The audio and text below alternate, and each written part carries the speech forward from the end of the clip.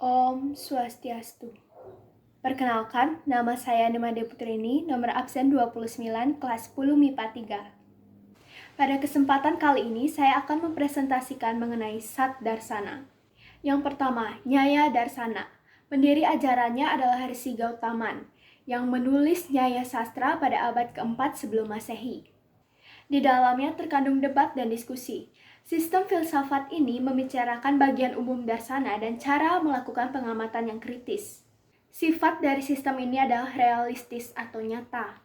Di dalam Nyaya Darsana terdapat 4 metode pemecahan masalah atau disebut dengan catur pramana.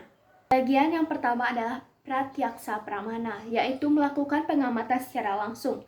Yang kedua ada anumana pramana, yaitu mengambil kesimpulan dari objek. Yang ketiga ada upamana pramana, yaitu membandingkan kesamaan-kesamaan. Yang keempat ada sabda pramana, yaitu mendengarkan dari sumber yang terpercaya. Darsana yang kedua yaitu Vaisesika Darsana. Vaisesika muncul pada abad keempat sebelum Masehi, dengan tokohnya adalah Rsi Kanada. Sistem ini dibuat untuk menetapkan padarta, yaitu semua yang ada, yang dapat diamati dan dapat dinamai. Berikut beberapa kategori dari padarta. Yang pertama, substansi. Yang kedua, ada kualitas atau sifat dari substansi. Yang ketiga, ada aktivitas atau karma. Yang keempat, ada universalia. Yang kelima, ada individualitas. Yang keenam ada hubungan niscaya, yang ketujuh ada penyangkalan, negasi, dan non-eksistensi. Pada sistem Vaisesika, susunan alam semesta ini diduga dari pengumpulan atom-atom yang tak terhitung jumlahnya dan kekal. Vaisesika dalam etikanya menganjurkan semua orang untuk kelepasan. Yang ketiga ada Samkhya Darsana. Filsafat ini mengandung musyawarah dan kontemplasi atas kebenaran. Pendiri dari sistem filsafat ini adalah Sri Kapila Muni. Samkhya menggunakan 3 cara atau metode untuk mencari pengetahuan dan kebenaran. Yang pertama, pratyaksa atau pengamatan langsung. Yang kedua, anumana, penyimpulan. Yang ketiga ada aptawakya, yaitu penegasan yang benar. Sistem filsafat ini juga membahas mengenai purusa dan prakrti.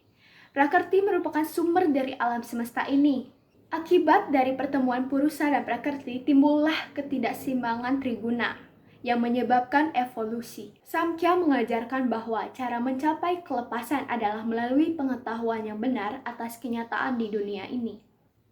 Yang keempat ada Yoga Darsana. Yoga merupakan pengendalian aktivitas pikiran dan merupakan penyatuan roh pribadi dengan roh yang tertinggi.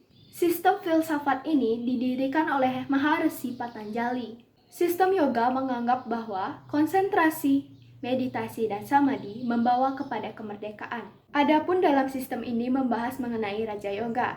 Bagian-bagian Raja Yoga yaitu yang pertama ada yama atau larangan, yang kedua niyama atau ketaatan, yang ketiga asana atau sikap badan, yang keempat pranayama atau pengendalian nafas, yang kelima pratyahara atau penarikan indria, yang keenam dharana atau konsentrasi, yang ketujuh samadhi. Darsana yang kelima adalah Mimamsa Darsana.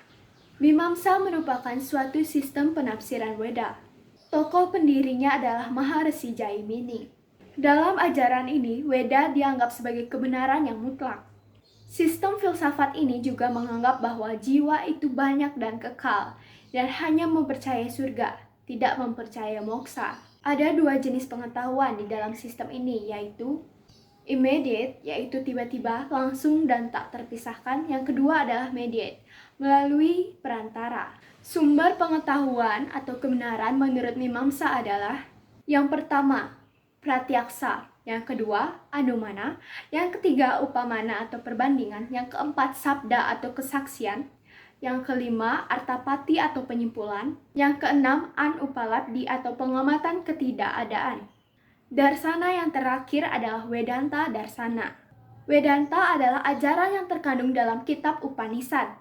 Yang menyusunnya adalah Rsi Vyasa pada tahun 400 sebelum Masehi. Sifat dari filsafat ini adalah absolutisme dan teisme. Sistem ini mengajarkan bahwa nirwana dapat dicapai saat ini, tidak perlu untuk menunggu kematian. Sekian presentasi dari saya, mohon maaf bila ada kata yang kurang berkenan atau pengucapan yang salah. Terima kasih telah menonton. Saya tutup dengan Om Santi, Santi, Santi Om.